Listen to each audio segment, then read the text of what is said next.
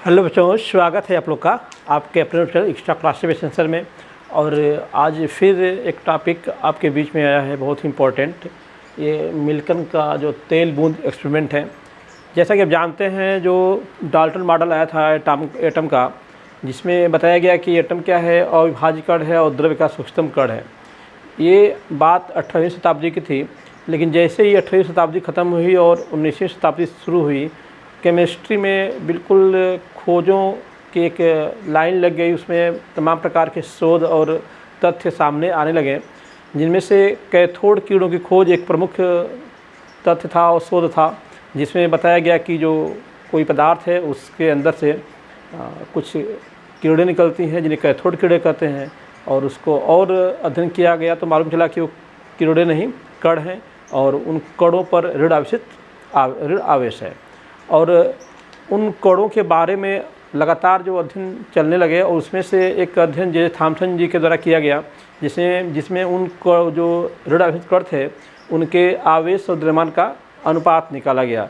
उसमें उन्होंने एक एक्सपेरिमेंट किया। उस एक्सपेरिमेंट से उन्होंने बताया कि आपका जो इलेक्ट्रॉन और जो इलेक्ट्रॉन है उसका आवेश और द्रव्यमान का अनुपात कितना होता है।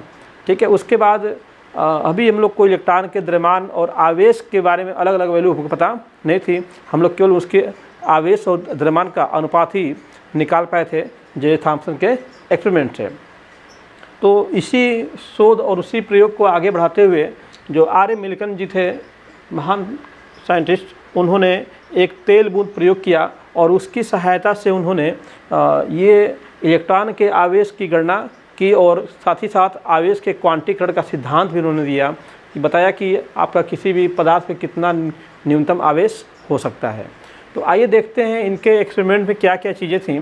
तो सबसे पहले अगर हम लोग एक नज़र डालें इनके जो इंस्ट्रूमेंट था उस पर, तो ये आपका एक प्रकार का कंडेंसर है। इस कंडेंसर में आप जानते हैं दो प्लेटें होंगी, एनोड और कैथोड है। एनोड में एक बारीक होल किया गया है, फाइन होल है, बिल्कुल एटम के साइज़ का, लगभग इतना फाइन है कि उसमें से कोई एटॉमिक साइज़ वाला पार्ट के लिए क्या है उसे पास कर सकता है, इससे नीचे आ सकता है। और यहाँ पे एक कड़ित्र लगाया गया है। इसको बोलते हैं हम लोग क्या चीज़, कड़ित्र है, इसको कहेंगे कड़ित्र या एटमाइजर भी इसको बोलते हैं। जो किसी ये इसके अंदर तेल भरा हुआ है, और तेल को ये क्या है, जैसे फवारा हम लोग मारते हैं, ठीक है ना, फवारा मारते हैं पौधों पे, पत्तियों पे छिड़काव करते हैं पानी का, या किसी चीज़ का हेयर कटिंग कराते समय फवारा मारता है, तो वो उसी प्रकार का ये कड़ित्र है।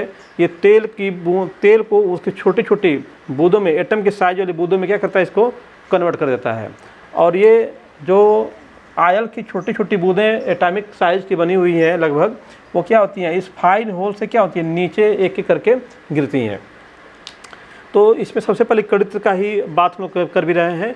तो कड़ित्र का काम इतना ही है कि जो तेल की बूंदें हैं, है ना, ऑयल ड्रॉप जो है, ऑयल ड्रॉप फॉर्म करना, ठीक है, ऑयल ड्रॉप फॉर्मेशन, तेल की बूंदों में कन्वर्ट करना। तेल को क्या किया, तेल की बूंदों में क्या किया गया, कन्वर्ट किया गया। और इसमें जो एनोड और कैथोड लगाया गया है, जानते ही हैं, एनोड और कैथोड का बस कार्य इतना ही है कि आपका इसके अंदर क्या है, इलेक्ट्रिक फील्ड तैयार किया जाए, विद्युत क्षेत्र उत्पन्न करने के लिए, विद्युत क्षेत्र उत्पन्न करने के लिए क्या लगाया गया, आपका एनोड एवं कैथोड लगाया गया। कैथोड में जो छिद्र बनाया गया, उसका काम यही बस है कि जो आपकी तेल की छोटी छोटी बूंदें हैं एक एक करके नीचे गिरें, ठीक है। एनोड में छिद्र क्यों किया गया, तेल की बूंदों को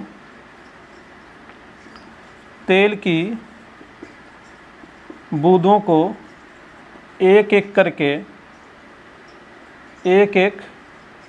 करके नीचे गिराने के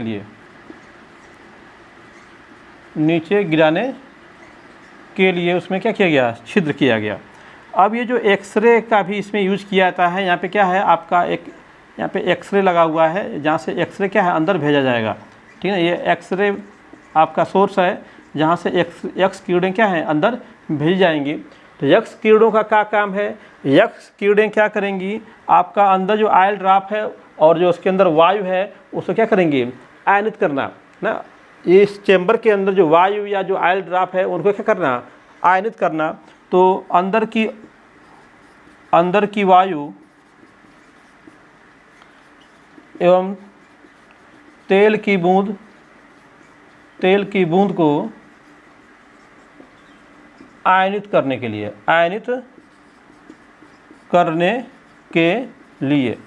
है ना, तेल की बूंद को क्या करना है, आयनित करना है। अभी इसके बारे में डिटेल चर्चा हम लोग करेंगे। अभी केवल पहचान रहे हैं कि कौन सा इंस्ट्रूमेंट का क्या काम इसमें है। तो इसमें एक पांचवा जो पार्ट इसके अंदर लगा हुआ है, माइक्रोमीटर एक दूरबीन लगा हुआ है। माइक्रोमीटर एक दूरबीन का काम क्या है, यह दूरबीन क्या करता है, आपका जो तेल की बूंद जो गिरती है उसकी गति का अध्ययन करना एवं उसकी सहायता से उसका द्रव्यमान ज्ञात करना, उसका ज्ञात करने में, है ना। तो गति का अध्ययन, उसके द्रव्यमान के अध्ययन करने के लिए माइक्रोमीटर युक्त क्या इसमें एक दूरबीन लगाया गया है, ठीक है ना। तो नेक्स्ट अगर बात करें हम लोग इसमें, अब इसका थोड़ा सा डिटेल देखें क्या कैसे हो रहा है। तो सबसे पहले कर्णिक ने तेल की बूंद बनाया छोटा छोटा एटॉमिक साइज की, और उसके बाद ये जो ऑयल ड्रॉप्स बनी है, इस जो छोटा होल है, फाइन होल है, उसे क्या है नीचे गिर रही है। जब ये नीचे गिरेगी तो अपने भार की वजह से नीचे गिरेगी। जब इसमें कोई इलेक्ट्रिक फील्ड नहीं लगाया गया है, जब तक इस प्लेटों के बीच में कोई बैटरी लगाई जाएगी, कोई इलेक्ट्रिक फील्ड नहीं लगाया जाएगा, तब तक क्या है, ये ऑयल ड्रॉप क्या होगी, अपने भार की वजह से नीचे गिरेगी। लेकिन जब एनोड और कैथोड को किसी हाई वोल्टेज बैटरी से क्या करेंगे, जो कनेक्ट कर देंगे, जोड़ देंगे, तो इसके अंदर क्या आएगा, एक आपका वोल्टेज उत्पन्न होगा, जिसकी वजह से इसके ऊपर क्या है, एक बल काम करेगा। ऊपर का प्लेट कैसा है, एनोड पॉजिटिव प्लेट है, नीचे कैसा है, नेगेटिव है। तो जानते ही हैं आपका जो विद्युत क्षेत्र की दिशा क्या होती है, पॉजिटिव से नेगेटिव की ओर, लेकिन बल की दिशा किधर होती है, ऊपर की ओर, मैंने बल किधर लगेगा, ऊपर लगेगा आपका। तो यहाँ पे आपका बल की बात करें तो यहाँ पे जो इलेक्ट्रिक फील्ड है उसकी वजह से जो बल कार्य कर रहा है उसका वैल्यू हो गया E/E, ये आपका वैल्यू हो गया, ठीक है। तो ये वैल्यू क्या निकल गई, बल की वैल्यू निकल गई विद्युत बल की, जो आपके उसके ऊपर विद्युत बल लग रहा है, ऊपर की ओर लग रहा है, ठीक है ना। और इसके अंदर एक और भार काम कर रहा है, बूंद का भार mg किधर काम कर रहा है, नीचे की ओर काम कर रहा है, नीचे की ओर कार्य कर रहा है। अब हम क्या करेंगे कि, और यहाँ पे दूरबीन से उसकी गति को हम लोग ऑब्जर्व भी कर रहे हैं, जिसकी और श्यान बल वगैरह जो है उसकी सहायता से हम लोग उस बूंद का जो है द्रव्यमान भी क्या वहाँ से ज्ञात कर सकते हैं, उसका घनत्व ज्ञात हम लोग कर सकते हैं। तो इस बूंद के ऊपर देख रहे हैं दो बल काम कर रहा है, एक बल क्या है, ऊपर की ओर काम कर रहा है, एक बल नीचे की ओर काम कर रहा है। जब इन बलों को हम लोग संतुलित करेंगे, यानी कि इलेक्ट्रिक फील्ड को इस प्रकार से बढ़ाया जाए कि जिससे कि जो भार mg है, हमारा जो इलेक्ट्रिक फील्ड द्वारा लगने वाला बल जो है F, वो दोनों क्या हो, बराबर हो जाए, तो उस टाइम आपकी बूंद न तो नीचे जाएगी न ही ऊपर जाएगी, क्योंकि आपका जो इलेक्ट्रिक फील्ड का फोर्स है और जो बूंद का भार है, दोनों क्या हो गए हैं, बराबर हो गए हैं। तो आपकी बूंद क्या है, बीच में लटकी रहेगी, स्टेबल हो जाएगी, स्थिर हो जाएगी, रुक जाएगी। यहाँ पे भार इसको नीचे लेके जा रहा था, इलेक्ट्रिक फील्ड इसको ऊपर जाने की कोशिश कर रही थी। जब दोनों को हमने क्या किया, बैलेंस कर दिया, तो बूंद कहाँ बिल्कुल बीच में क्या हो गई, स्टेबल हो गई और वहीं पे रुकी है बूंद। अब उसको हम लोग क्या है, माइक्रोमीटर की सहायता से उसकी गति और उसके द्रव्यमान, घनत्व, आयतन इत्यादि का अध्ययन हम लोग कर सकते हैं। अब जो यहाँ पे एक्सरे भेजा जाएगा, तो एक्सरे क्या करेगा, एक गिरती हुई बूंदों को क्या करेगा, आयनित करेगा। किस प्रकार से आयनित करेगा, जो चेंबर के अंदर वायु है ना, वायु का होगा आयनन, क्या होगा, वायु का एक्सरे द्वारा क्या हो जाएगा, आयनन होगा, जिससे निकलने वाले जो इलेक्ट्रॉन होंगे, ठीक है, वो क्या होंगे, तेल की बूंदों में इंटर करेंगे, कर सकते हैं कि तेल की बूंदें उन आयन से प्राप्त इलेक्ट्रॉनों को ऑब्जर्व कर लेंगी और अवशोषित कर लेंगी, जिससे कह सकते हैं हम लोग, जिससे आपकी तेल की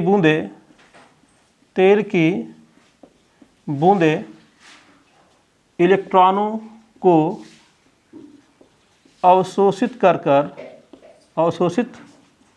करके क्या हो जाएंगी, आयनित हो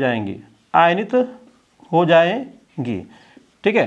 तो इस आयन के बाद हमने बल लगा लिया है, बूंद क्या हो गई, स्टेबल हो गई है ना, बूंद क्या हो गई, स्टेबल हो गई। यानी कह सकते हैं कि अब जो है इलेक्ट्रिक फील्ड को नियंत्रित करके, इलेक्ट्रिक फील्ड को नियंत्रित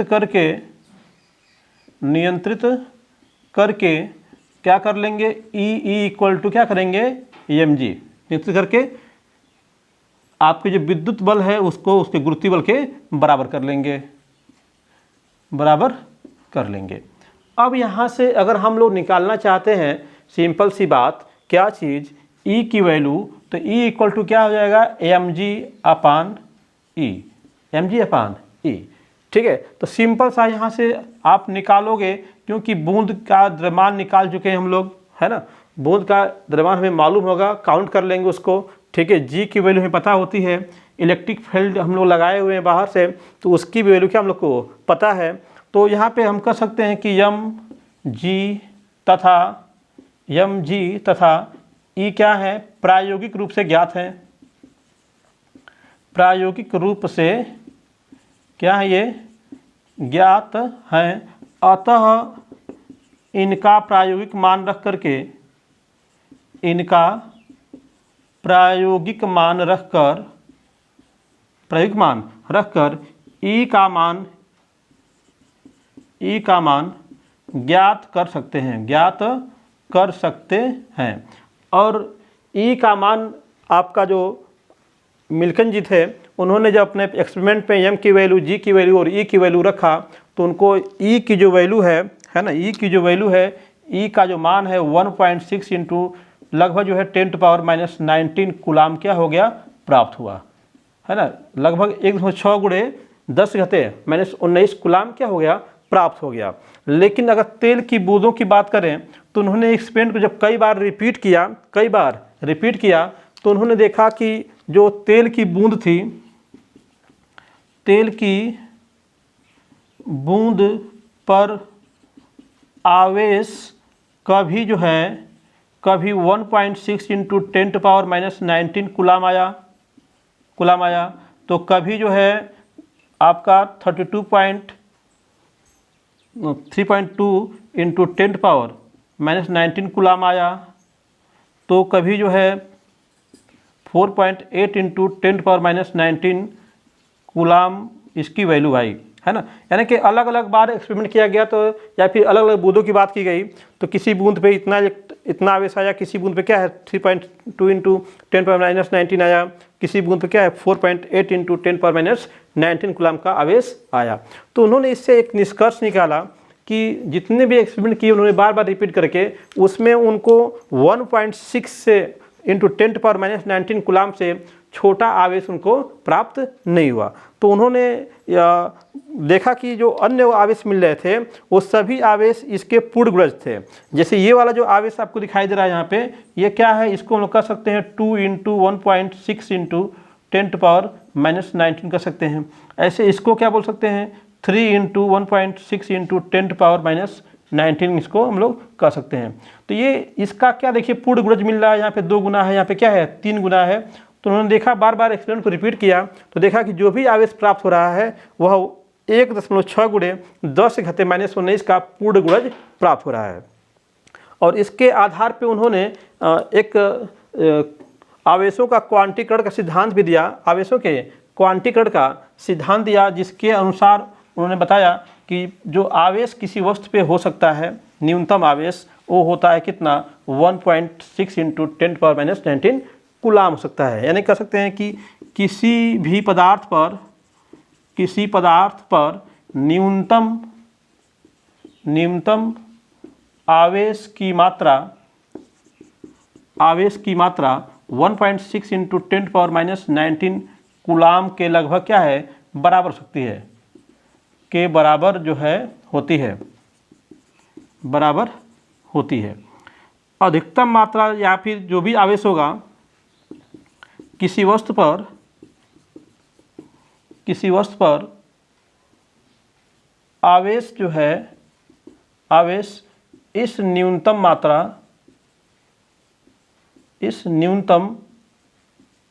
मात्रा 1.6 इंटू 10⁻⁻19 कूलाम का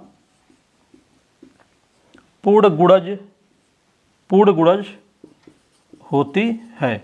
इसे क्या बोलते हैं, इसे आवेश का क्वांटीकरण बोलते हैं। इसे बोलते हैं आवेश का क्वांटीकरण, आवेश का क्वांटीकरण कहते हैं। इसे आवेश का क्या बोलते हैं? क्वांटीकरण, क्वांटिजेशन ऑफ चार्ज। किसी भी पार्टिकल पे स्मॉल चार्ज कितना सकता है? 1.6। तो जो स्मॉल पार्टिकल इसके अंदर हम लोग को मिला था इलेक्ट्रॉन, उसका आवेश कितना बताया गया? 1.6 × 10⁻⁻19 कूलाम। और किसी भी पदार्थ पे देखेंगे आवेश तो इसी 1.6 × 10⁻⁻19 का 2 गुना, 4 गुना, 10 गुना, 100 गुना, 1000 गुना कुछ भी क्या है हो सकता है। तो इस प्रकार से उन्होंने अपना एक जो प्रयोग से रिजल्ट निकाला कि जो इलेक्ट्रॉन पे आवेश होता है, इलेक्ट्रॉन पे आवेश होता है वो कितना होता है? 1.6 × 10⁻⁻19 कूलाम होता है। इसके अलावा जो इसका रिजल्ट निकला उसमें आपका जो थॉम्सन और मिल्कन जी दोनों ने कुछ रिजल्ट बताया। इससे क्या रिजल्ट बताया कि जितने भी पदार्थ होते हैं, कितने भी पदार्थ होते हैं उनमें क्या है? एक सूक्ष्मतम आवेश होता है, सूक्ष्मतम आवेश होता है। उस आवेश को हम लोग कहते हैं इलेक्ट्रॉन, ठीक है। तो मौलिक कण की बात जब आई तो आपका मौलिक कण किसको कहा गया? इलेक्ट्रॉन को कहा गया। अभी मौलिक कण किसे कह रहे थे? परमाणु कह रहे थे। अभी मौलिक कण जो है परमाणु कहा जा रहा था, अब मौलिक कण क्या हो गया? इलेक्ट्रॉन हो गया। मौलिक कण क्या हो गया? इलेक्ट्रॉन हो गया। और जो मूल आवेश कह सकते हैं, मूल आवेश किसे कहेंगे? तो मूल आवेश की मात्रा होगी 1.6 × 10⁻⁻19 कूलाम की मात्रा होगी। क्या होगी? मूल आवेश की मात्रा हो गई, ठीक है। अब उस पर जो एक और रिजल्ट बताया उन्होंने कि जो इलेक्ट्रॉन होता है, जिस कैथोड किरण जैसे बनी हुई है, उस इलेक्ट्रॉन का जो आवेश है, इलेक्ट्रॉन का आवेश इकाई आवेश कहलाया। इकाई आवेश यानी किसी भी आवेश की गणना करनी होगी तो एक इलेक्ट्रॉन के आवेश का या तो आवेश गुना होगा, चाहे एक इलेक्ट्रॉन के आवेश से भाग देंगे तो उसमें क्या है? इलेक्ट्रॉनों की संख्या निकल के आ जाएगी, ठीक है। इलेक्ट्रॉन का आवेश क्या है? इकाई आवेश कहलाया। वहाँ से ये आपके रिजल्ट निकल के आए, ठीक है। तो ये आपका जो कुछ रिजल्ट था, इन रिजल्ट के बेस पे आपका जो है अब हम लोग देखेंगे कि इसका द्रव्यमान कैसे निकालेंगे, क्योंकि हेडिंग में क्या हम लोग का द्रव्यमान भी निकालना है। आवेश की गणना तो मिल्कन द्वारा की गई, अब आवेश कैसे निकालेंगे आइए आगे देखते हैं। तो इलेक्ट्रॉन की आवेश की गणना।